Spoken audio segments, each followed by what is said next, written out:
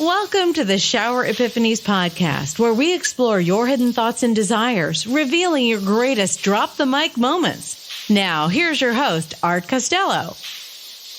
Welcome to the Shower Epiphanies podcast. Today, my guest is Angie Stillwell from Georgia. She loves Great Danes and she loves horses, so her and I are going to really get along. She's got a barn cat. I'm not sure about that. I'm not a big cat fan, but they're great in the barn because they'll get rid of the mouses. She can frequently be found on the tennis court, which is where you would not find me. So she likes to paddleboard. She loves food. Well, there's another thing that her and I get along with because I love food. She loves laughing, friends, family, and traveling. So her and I are going to have a great time today. And here we go. Welcome, Angie, to the show. Thank you, Art. I'm excited to be here. Thank you. Thank you. Tell us about your story, where you grew up and how you got to where you're at and what you do. And, you know, I'll give you about 45 minutes to do all that. So it would take a lifetime to tell the whole story. I'm all ears. So we'll go back and then you can ask questions and I'll fill in where the questions need to be answered. So I kind of grew up all over the place. I had an interesting childhood. I joke whenever I'm doing workshops and say, you know, you hear people who say our family put the fun in dysfunctional. My family put the fun, and the unctional in the word dysfunctional. I grew up where it was my dad, love him to death. He's my dad. However, he was not one that could be highly trusted. We've labeled him a con artist over time. So that was interesting growing up in that environment where there was always, we were moving in the middle of the night. There were days when I would ride the school bus home thinking, are they still going to be living in that house that I was in this morning? So when you grow up like that, there's not a lot of stability. There's not a lot of certainty in life. So that models a lot, right? So over the years, I changed schools 13 times between kindergarten and my senior year of high school. And I guess it was about halfway through 10th grade, I decided to go and live with my grandparents because I was going to change the dynamic of my life. I was going to go to college and do what I needed to do to have myself, you know, situated for the rest of my life. And that's what I did. I went to live with my grandparents. And then my freshman year of college, my mom was murdered. So that certainly changes things, right? And very much so. She was murdered by my stepfather. So that shows you the other side that I haven't even touched on, that dynamic of what was going on that side. And I lived through my mom lived through a lot of mental, emotional, physical abuse. And I vowed as a 5-year-old, listening to my mom on the phone one time with my dad, that I was never going to be like that. So I grew up with these big walls around me, you know, self-protective, never trusting anybody, never really believing in anybody. And for good reason, because, you know, that being distrusting is what got me through childhood, right? You know, it helped me get through those things.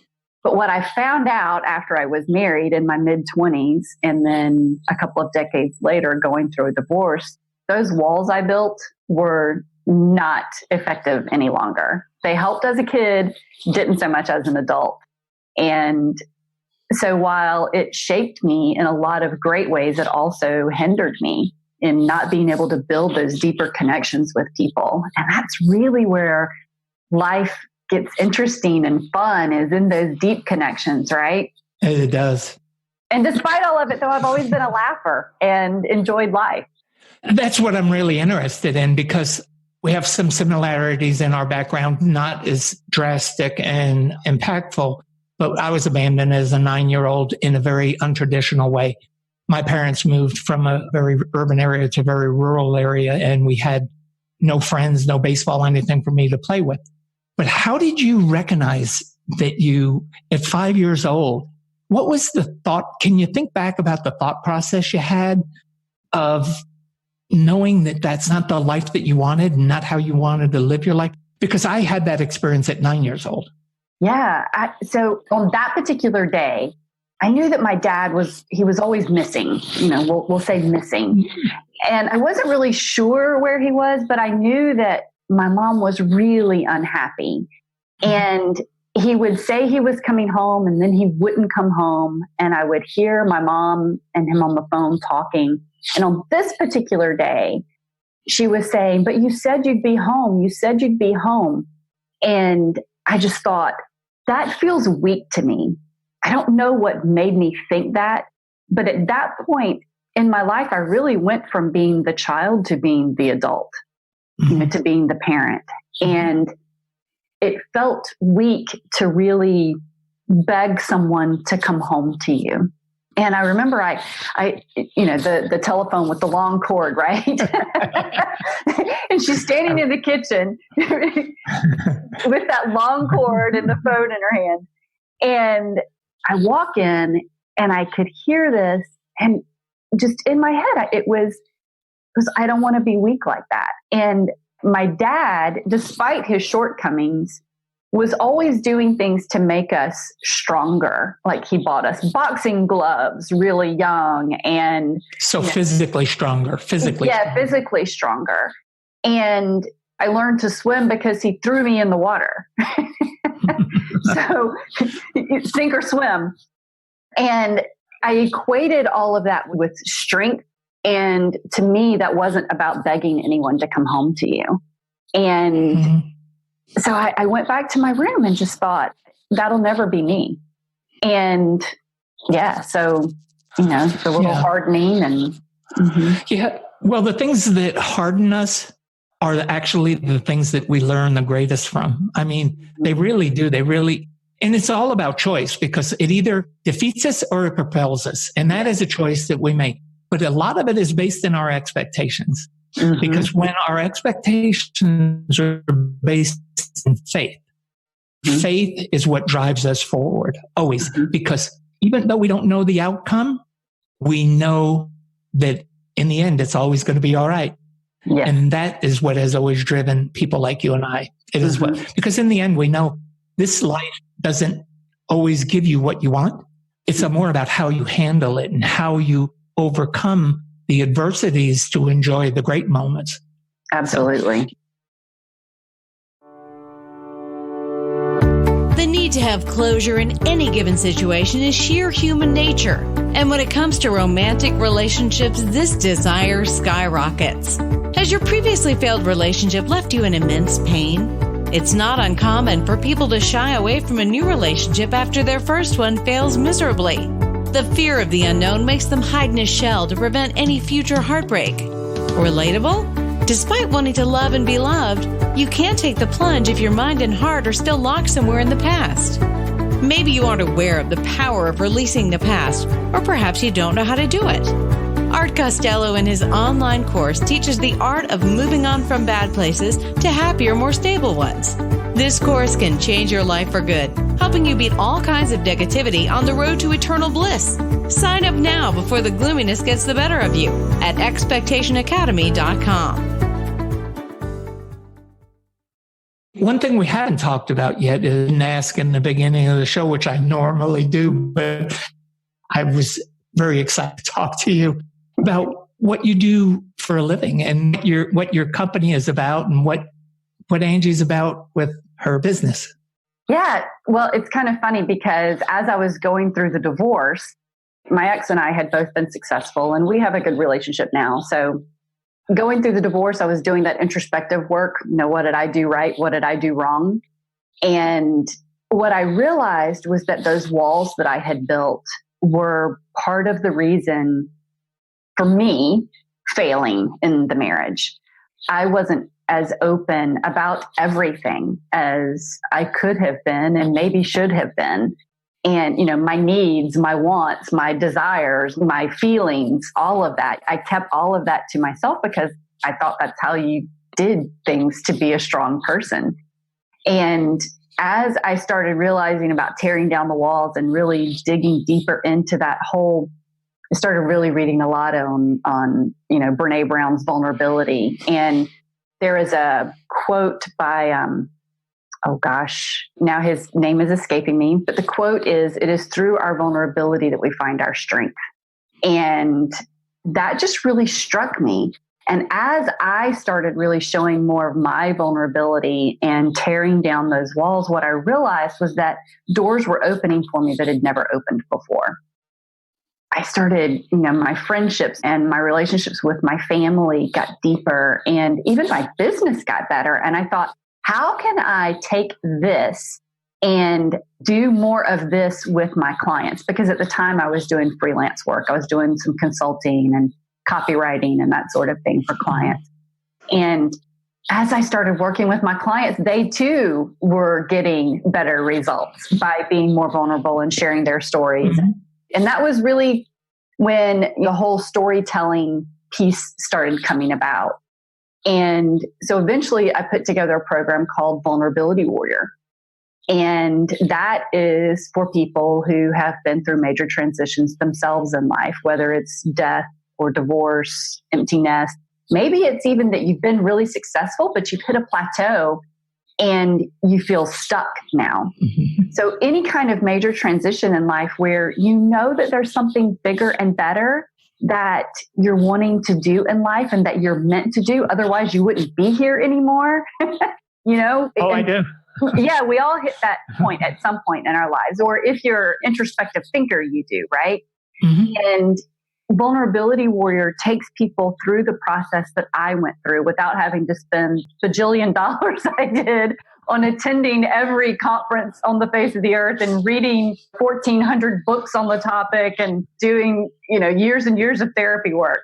It's a program that I walk people through that process. Mm-hmm. And then with my corporate clients, I do all sorts of workshops for them where I help them build those deeper connections that impact their bottom line and their overall success. Whether that is, they call it diversity training, but diversity training is really about building deeper connections, right? Mm-hmm. Oh, absolutely. And leadership is not about leading people. It's about influencing them. Well, the only way that you can influence them is to connect with them. So, my workshops build around that same piece. So, yeah, I have a question for you. When you were talking and you said you used two terms together that I had some thoughts about: marriage failure. I never look at anything as a failure. There is no failures in marriage. It's a learning experience. Absolutely. Everything we do and happens to us, if we can look at it as a learning experience and take it and grow from it, then there is value in it. And that is what is important for people to hear and know, mm-hmm. that there's a value in every single thing. I told you about losing my wife to cancer. Mm-hmm. For 3 years, I looked at it as just total abandonment and loss and all that. And I acted like a fool. I was going out drinking and chasing skirts and, doing all the things a 63-year-old shouldn't do. And my kids slapped me up inside the face and said, "Hey, Dad, you promised Mom."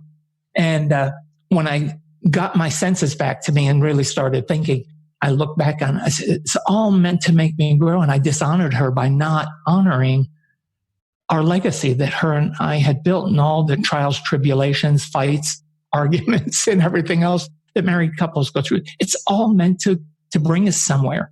That's what I'm about, because, it's what drives me every single day to let people know.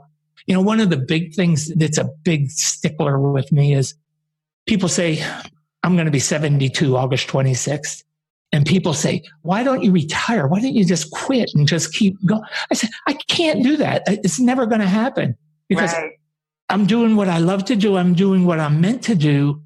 And it keeps me invigorated. And I hate it when I see people. I just saw a guy at the store that I knew, and I went, man, I look probably 20 years younger than he does. Mm-hmm. And he's actually 10 years younger than me. Mm-hmm.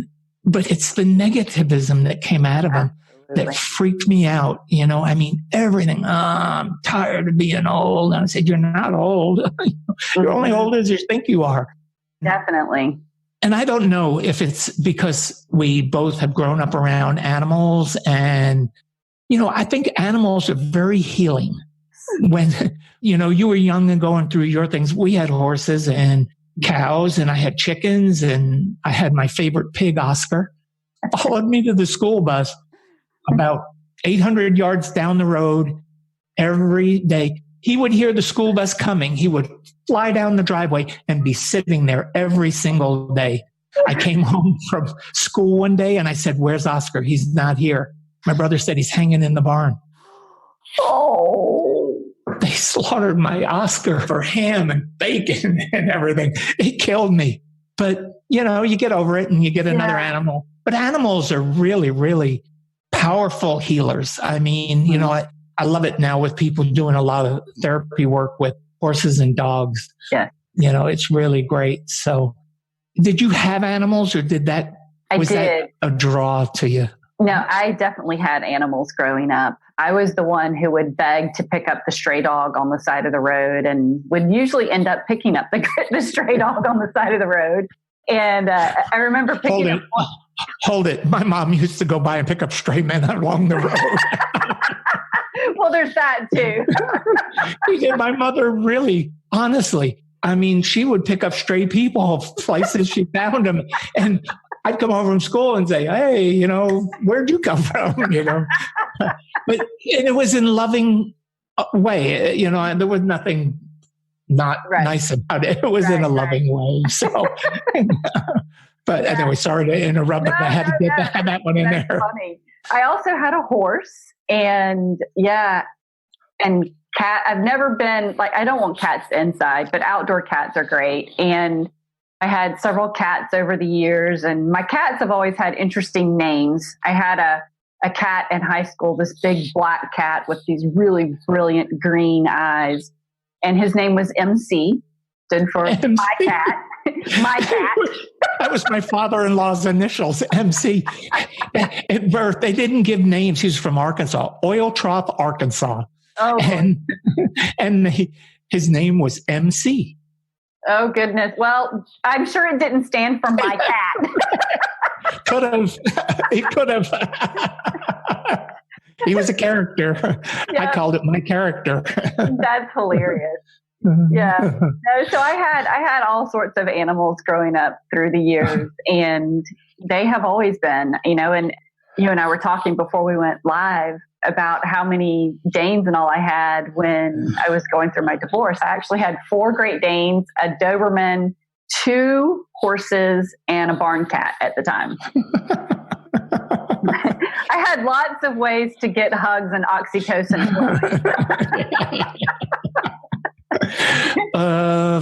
5 Great Danes, I just can't imagine. Well, I only had the 4 Great Danes and a Doberman, so I did have 5 dogs, but yeah. Huh, that's fun.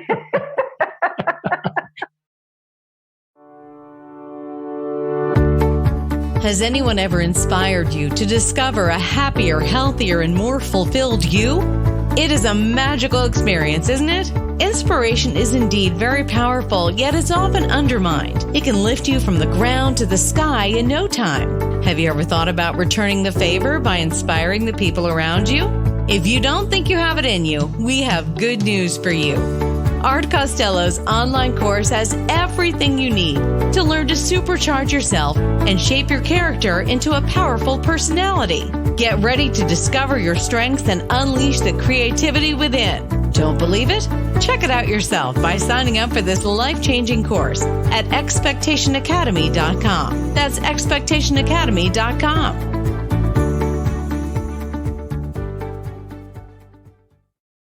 Well, you got through a marriage and a divorce and all of that thing. What have you learned from all that? What are some of the things you learned from it? Oh, gosh, there's so many lessons. First of all, that connection aspect is from, you have to communicate with people. And communication is not an easy thing by any stretch of the imagination. But you have to be willing to have the communication. You have to be willing to have those tough talks with people. And as long as those talks are coming from a place of love, then it's not, some people have tough talks because they just like gouging at people. There's tough talk, and then there's talking tough.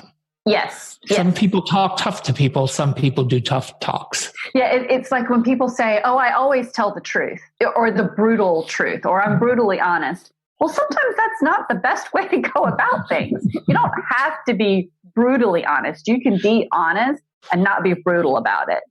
And learning to be able to have those difficult conversations with people and to set boundaries for yourself. That was one of the biggest things that I realized going through my divorce. I started making a list a couple of years ago of, what are the things that I really, really want in my life and in my future more intimate relationships? And what are the things that I want in my friend relationships and in my family relationships? And what are the boundaries that I'm going to set for myself? Because if we're not taking care of ourselves, we can't be there for anyone else. It's just like on an airplane, they say, put on your own oxygen mask first before you try to help anybody else. If you're not doing that, you can't help anyone else. So I think for me, the biggest lesson was learning that communication aspect and being able to talk to and speak to my feelings and my thoughts and, what was going on in my life. Because feelings and thoughts, they're our perspective. It doesn't matter what anybody else says. That's our perspective, right? Mm-hmm. Exactly. And so until you can learn to have that conversation with someone and reveal what those are, then are you really having a relationship with that person? Mm-hmm. I do a lot of work around emotional intelligence because you've got to have emotional intelligence to really become an effective communicator and effective in relationships. When you look at the history of emotional intelligence, and it's a relatively new area in psychology, within the last 30 years. And there were some people that had a lot of ideas about it in the 70s. And then the 80s, it grew. And in the 90s, it started growing. But it's really getting powerful now because I think it's almost more important than any of the other work. Because when you can identify your emotions and know how to react to them, you become a better communicator. You become a better person. It just changes a lot of things. So I really am getting a lot of people that I work with, getting them to do some emotional intelligence work, identifying their emotions, learning prior to their emotions, with anger management and stuff like that, where they can grasp them before. Because I think we all are born with this innate ability to identify our emotions. We just get, what's the word I'm going to say, look for, chided, or we just get jaded in our perception sometimes of how we look at our emotions. And then there's people who just don't. It's like road rage. They just go off and they do stupid things and end up in trouble. So it's really important. And trouble is one of those things. Trouble can be really bad, or it can be, just a little bit of trouble. So, yes. And trouble can sometimes even be fun. Uh-oh.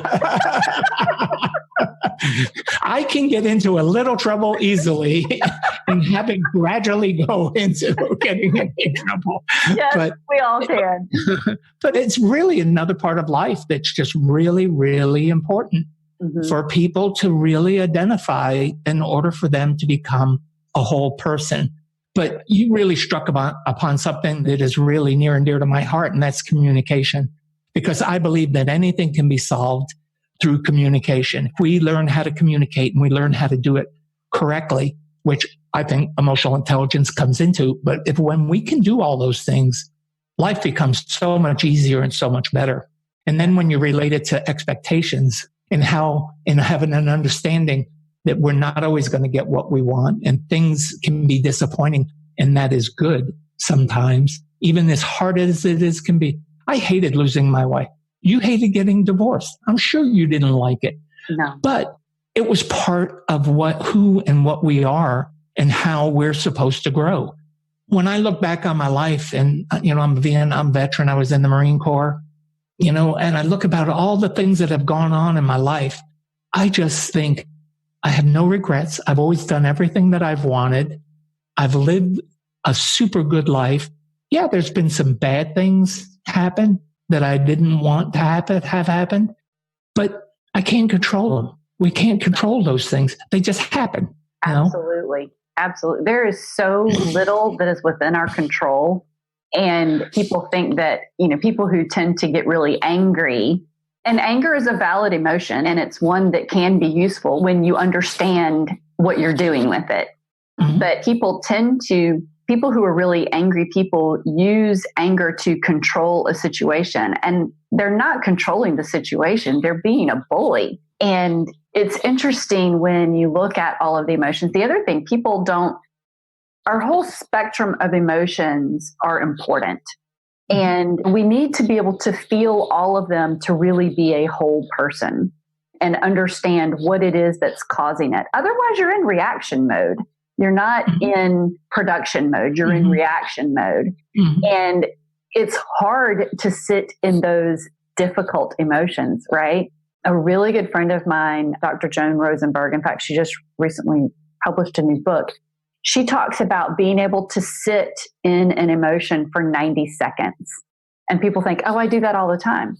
But you don't. Most people do not sit in an emotion for 90 seconds. And if you can sit in that emotion for 90 seconds, then this emotion that you feel like you're never going to get out of, it goes away. It's like, when someone does an ugly cry, people go, I don't want to cry because they feel like they're going to lose control. Well, what happens when you do an ugly cry?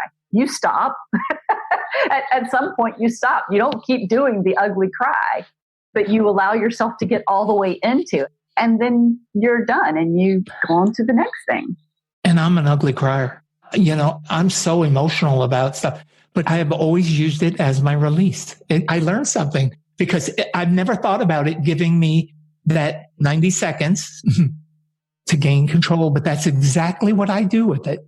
Mm-hmm. That was interesting. That's good. I learned something really great today. Yeah. And that's true with any, if you're feeling angry.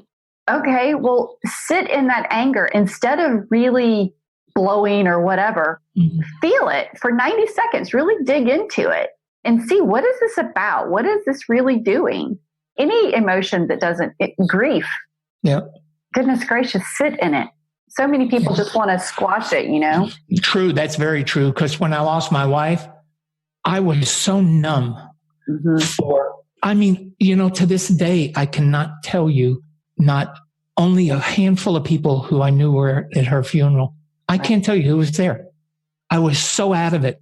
But I stayed out of it for pretty good while, almost 3 years. I really did. I just was out of it. But when I came out of it really strong. How long were you guys married? 35 years. Yeah. We were together 37. Yeah. And for me, when I came out of it the same way I came out of my pain. Because when I was 9 years old, I went to a hilltop and laid on my back and had a conversation with God, asked him what was going to become of me. And I know my listeners get tired of hearing me say it, but I know you don't know it. So I laid on my back, had this conversation with God, and I heard a voice inside of me that just said, just be faithful. Mm-hmm. And it propelled me for the rest of my life. Mm-hmm. When Vicki passed away, I was 60 when she passed. No, I was 60. Yeah, I was 60. Mm-hmm. And that period after that, I went through this struggle and drinking and doing all the things I said I did. And my kids came to me. I went out on the lawn of the ranch that night, laid on my back and had that conversation with God again. And I heard this voice that said, hey, buddy, I've given you all the tools. Just get up and use them. And it catapulted me like nothing in my life. Yeah. It changed everything for me. It's our perspective on things that really, really is so powerful in the choices we make and how we live that really make a difference and make us these valuable spectacles here on earth, that we have a choice of either being productive or non-productive. And when you live in that space of fear from the past or hurt or whatever it is, and you don't give it up and let God take care of it, or it can absolutely destroy us. But once we learn that technique of how to use it to propel us, everything changes. It just really, really changes our lives. Well, it's like when people hold a grudge for so long. I don't understand. I tell people, I'm like, you are allowing that person who did something to you 6 months, 3 years, 15 years ago to still control you. You're still giving your power away. Why? Anger hurts you more than it ever hurts anyone else. It's like wanting to poison someone, but you're the one who drinks the poison. It's the poison. Exactly. Good analogy. I like that one.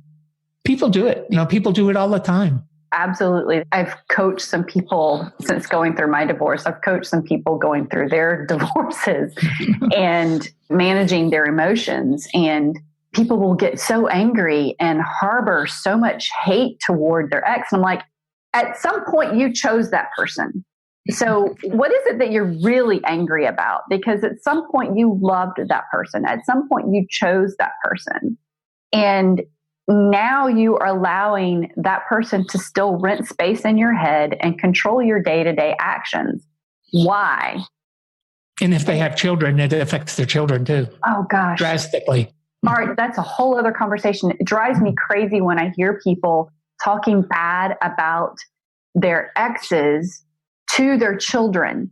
Mm-hmm. Those children are 50% you and they're 50% your ex. And if you are talking bad about your ex, then you are talking bad about 50% of your child's life. And your child learns to hate that part of themselves. Mm-hmm. That is such a horrendous thing to do to your children. I don't care how bad the person was. You don't have to talk bad about the person. You can talk bad about the things that they did. You can say these are things that they should not have done. Mm-hmm. But as a human being, they're still that human being, and they're your father. In the Bible, it says, respect your father and your mother, right? Mm-hmm. Regardless of who your parents are. And when people say, well, I just can't do that. Well, if you hadn't have had those parents, you wouldn't exist. So you don't have to honor what they have done, but honor the fact that your life is a result of those two people getting together. They have been, maybe have been the crappiest people on the face of the earth. But if not for their DNA coming together to make you, you wouldn't exist. Yeah. One of the things that I do with people when I'm coaching them or working with them is when they use the word I can't, mm-hmm. I have them take that word and change it to I choose not to. Absolutely. I do the same thing.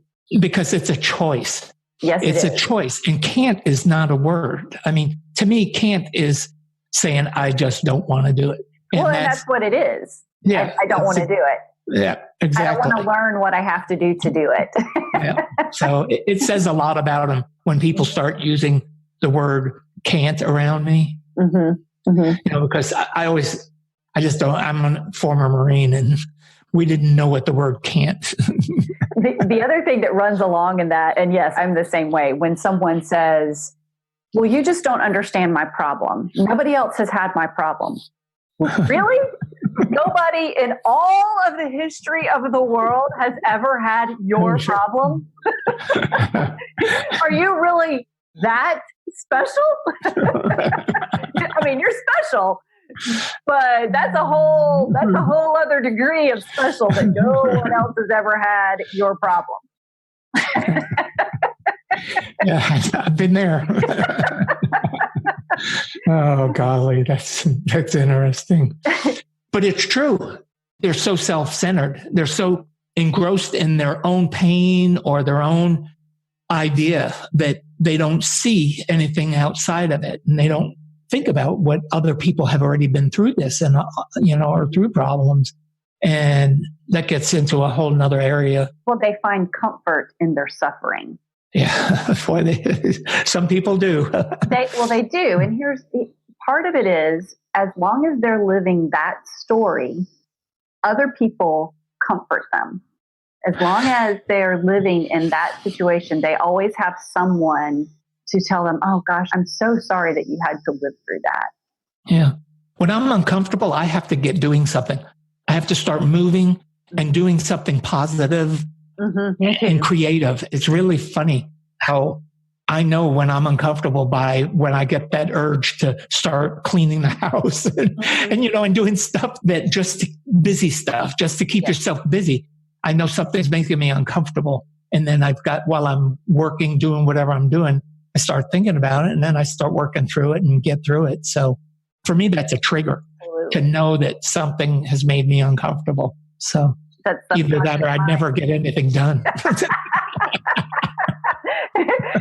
Got to have that little trigger to get your butt out of the chair and moving. Well, when you write and you research and you do all that stuff, because I've always been a physical person. I've always been active and, did physical work on the ranch and farm and in construction, because I worked construction for years and all that. So I've always been a physical person. So I feel guilty sometimes sitting down at a chair. Yeah. But I've had to learn that it's also creative. I can use it for my creativity. So I'm the same way. It's funny. Years ago, I owned a financial planning practice, and one of my employees, I was talking about some work that I had done over the weekend. I had this load of dirt brought in, and I had rented this big front end loader with a backhoe. And when the guy delivered it on the big 18-wheeler and drives it down to my barn area and has me sign off on it, and he says, "Okay, well, just call us when you're done with it." And I was like, "Aren't you going to show me how to use it?" Hey, just think of it this way. He wasn't a sexist. Oh, little girl, can I show you how to do it? I think he thought that my husband was going to. And he looks at me and goes, "Oh, you're going to use it." So the next week at work, everybody in my office, they were asking me what I had done over the weekend. And I told them, and they said, "We see you in suits all the time. We can't imagine you driving this tractor." And I said, "Well, you obviously don't know me very well." Well, that just goes to show when you have your persona at work and then you have your persona at home, what you do. And people really don't realize what our capabilities and what we do when we're in the workplace like that. When people see us in a different light from work and home, it really changes our whole perception of that person. We see them as a complete person more when we can see all that aspects. And really, when you think about it, a lot of that is about communicating authentically. Absolutely. It's not just about seeing the other person. It's about listening to what they're saying. Because when you learn more about people and how they operate and what they've been through, a lot of us just go every day not knowing the challenges that the people around us that have. Think about all the times at work where something was said because somebody had something going on in their life that we didn't know about it, how we would have acted differently had we known about it. It would have really, really changed our perspective of them and given them a different perspective of us, because we would have thought about them in a different light as more maybe caring and more concerned about us, and all that changes everything. It absolutely does. It's one of the things that when someone is saying something bad about someone, I always say to them, have you thought about maybe what's going on at their home? Have you thought about what's going on with their children or their spouse or their parent or their dog or their whatever? There's so many different aspects that we don't have any clue as to what's going on in that person's life. And that's really what Vulnerability Warrior is about. And that's what I do in corporations. It's how do you pull all of those pieces of your life into what it is that you do every day. Everybody wants to put this solid wall up and completely separate the two. And in today's environment, that's not how we operate. If you're really wanting to make an impact, if you're really wanting to have a legacy of leadership, then you pull in all of those aspects of your life, because people see themselves through your stories.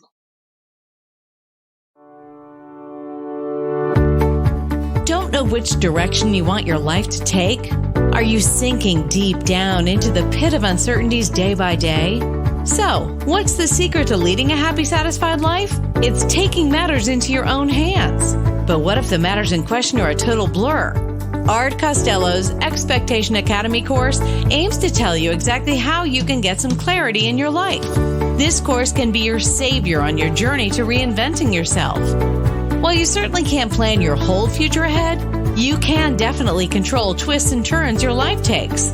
So what are you waiting for? Sign up for this course now at expectationacademy.com. Get a chance to broaden your horizons and add meaning to your life. That's expectationacademy.com. We're almost on an hour.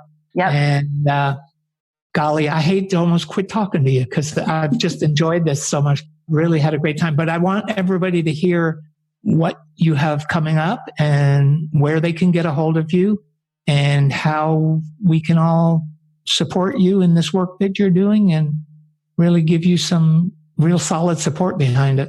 Thank you so much, Art.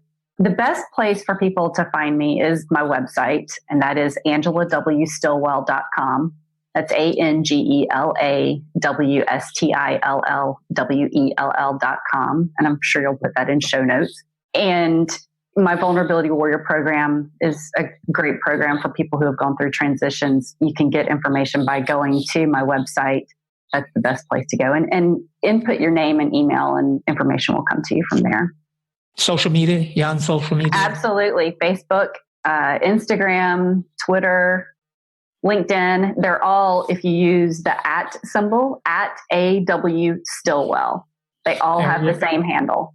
Thank you for being on, Angie. You're a doll. I just love you to death. That's another one of the people that I've just going to have to get to Georgia to see and just learn more about it. Well, everybody out there in Shower Epiphanies world, I'm going to say goodbye and let Heather White take us out of here today. And Heather, take it away. Thank you. Thanks for listening to the show. Drop us your comments and questions with what you want answered on the show. You can subscribe on iTunes and Binge Network. You can also get more information on the website, expectationtherapy.com.